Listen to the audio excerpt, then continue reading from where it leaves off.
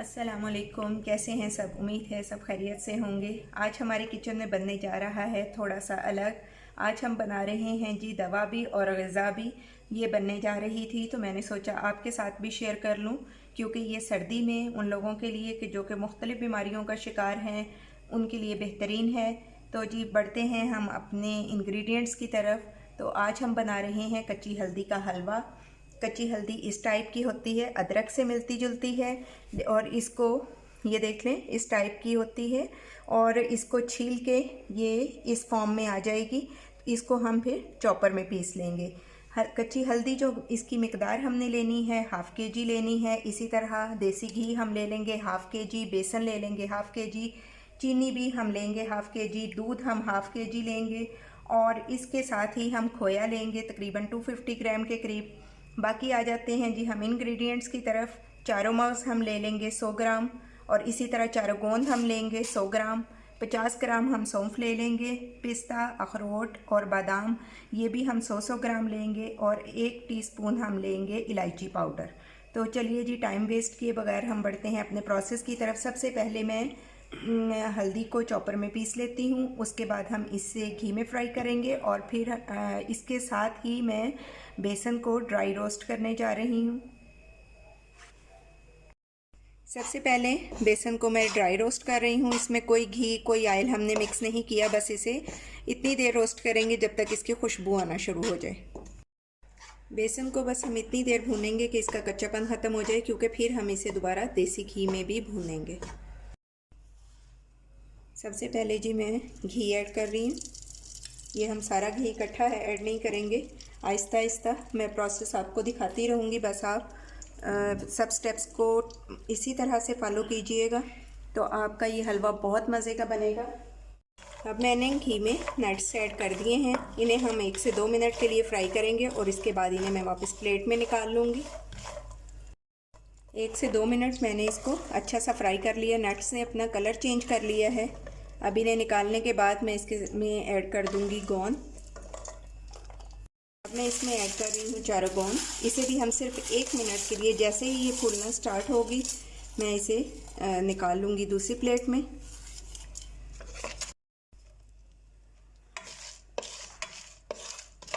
गोंद अच्छा सा फ्राई हो गया है, बस अब मैं इसे निकाल लूँगी। ये देखें ये इस फॉर्म में आ जाएगा, और फिर हम इसे पीस लेंगे। इसके बाद मैं ऐड करूँगी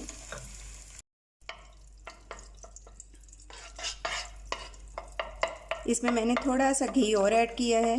थोड़ा सा घी गर्म हो जाए तो मैं इसमें सौंफ को लाइट सा फ्राई जस्ट सौते ही करूँगी, और फिर इसके बाद हम इसमें ऐड कर देंगे चारों मगज़।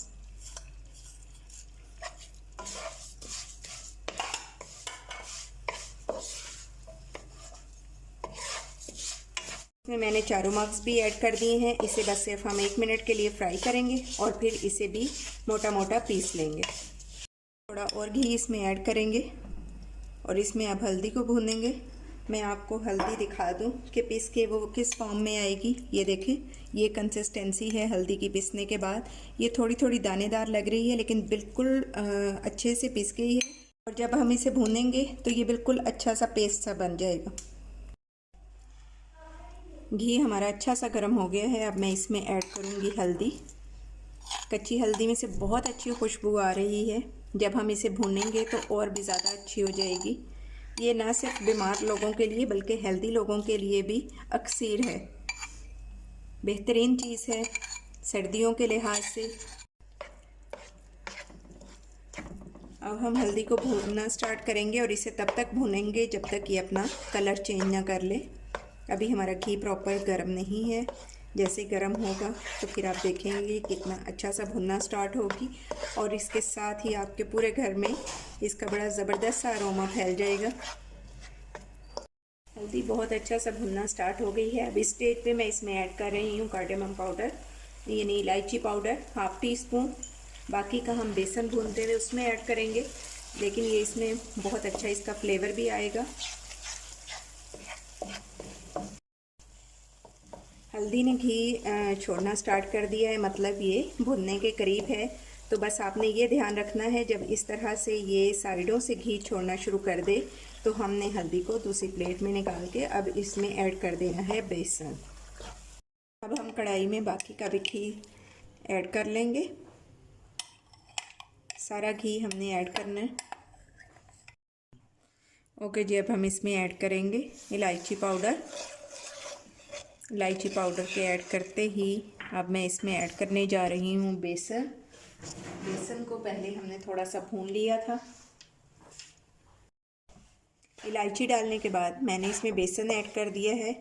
अब मैं इसे तब तक भूनूंगी जब तक ये साइड्स ना छोड़ दे। पहले हम इसे अच्छा सा मिक्स करेंगे। अब ये देखें, इधर बस थोड़ी आपने जान लगानी।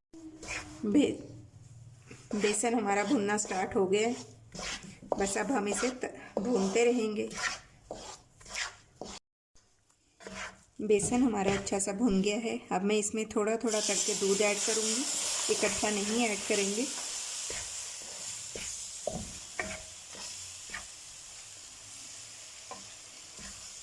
और पहले मैं इसे अच्छा सा मिक्स करूँगी।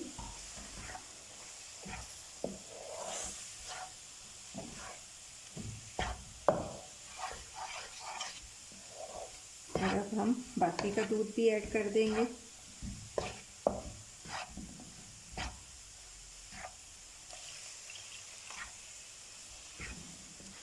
इस स्टेज पे आपने फ्लेम बहुत स्लो रखनी है। ऐड करने के साथ ही अब मैं इसमें ऐड कर दूंगी हल्दी।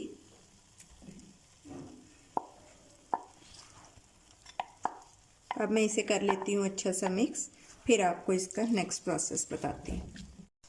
बेसन में हल्दी अच्छी तरह मिक्स करने के बाद अब मैंने इसमें जो आधा किलो हमारी चीनी थी वो ऐड कर दी है। अब मैं इसे अच्छा सा मिक्स कर लूँगी।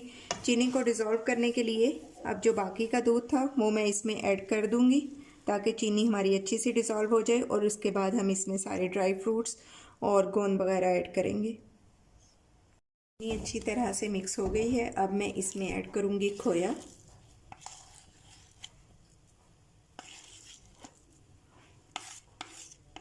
खोए से बहुत अच्छा फ्लेवर आएगा इसका, आप भी ज़रूर ऐड करें।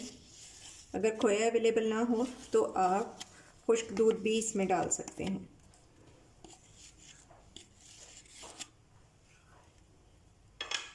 अब इसमें ऐड करने जा रही हूँ मैं चारों गोंद।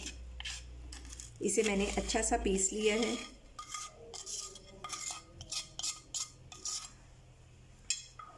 अब हम इसे मिक्स करेंगे।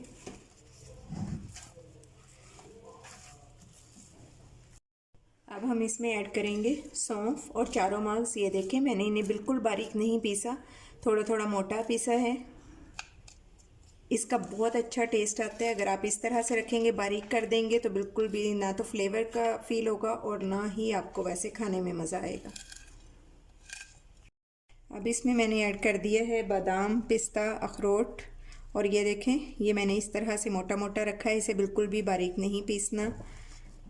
तो जी अब हम इसे अच्छा सा मिक्स कर लेंगे। फिर मैं इसे करती हूँ डिश आउट और आपको दिखाती हूँ इसकी फ़ाइनल लुक और फिर आपको बताऊँगी इसके थोड़े से फ़ायदे।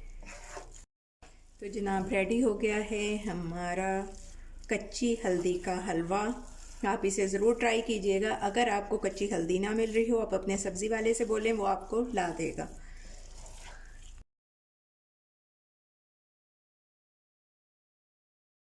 तो जनाब ये है फ़ाइनल लुक हमारी आज की रेसिपी कच्ची हल्दी के हलवे की। मुझे उम्मीद है कि यकीनन आपको बहुत पसंद आएगी। अगर आपको पसंद ना भी आए तो आपने फिर भी इस्तेमाल करना है, क्योंकि हल्दी में मौजूद पोटाशियम, कैल्शियम, फास्फोरस, फोलाद, सोडियम के अलावा विटामिन ए, बी, सी और आयरन की बड़ी वाफर मिकदार मौजूद होती है। इसमें मौजूद पोटाशियम दिल के अफ़ाल और ब्लड प्रेशर को कंट्रोल करने में मदद देता है। हल्दी में मौजूद आयरन रेड ब्लड सेल्स को भी बढ़ाता है। खून की कमी दूर करने के अलावा खून को साफ भी करती है। हल्दी के बेशुमार फ़वाइद हैं। कोलेस्ट्रॉल को ख़त्म करती है, इंटरनल इन्फेक्शन को ठीक करती है, स्वेलिंग उतारती है, खून को साफ़ करके चेहरा शादाब बनाती है, ज़ख्मों को हील करती है, जोड़ों के दर्द में बेहतरीन है। ये ग़िज़ाई दवा जोड़ों, पट्ठों और कमर का दर्द या ऐसे लोग जो हर वक्त जिस्म में दर्दों की शिकायत करते हैं उनके लिए बेहतरीन है। जिनका जिस्म हर वक्त जकड़ा रहता है, कंधे, गर्दन, आसाब का खिंचाव और स्पेशली रात को टांगों में दर्द होना, और जो लोग विटामिन डी की डेफिशिएंसी का शिकार हैं उनके लिए भी ये बेहतरीन चीज़ है। पुराना लिकोरिया, कमर दर्द और डिलीवरी के बाद की तकलीफ़ को दूर करने में इसका कोई सानी नहीं, लेकिन ये इसी सूरत में कारगर साबित होगी आपके लिए जब इसको आप इस मुरक्कब की फॉर्म में, यानी ये सब चीज़ें ऐड करके आप इस्तेमाल करेंगे तो आपको इसके बेपनाह फ़वाइद हासिल होंगे। और मैं अब आपको अपने चैनल को तो सब्सक्राइब करने का बोलूँगी ही, लेकिन मैं आपसे ये नहीं कहूँगी कि आप इसे शेयर करें, क्योंकि आपको ख़ुद इसे शेयर करना होगा। ये सदका जारिया है।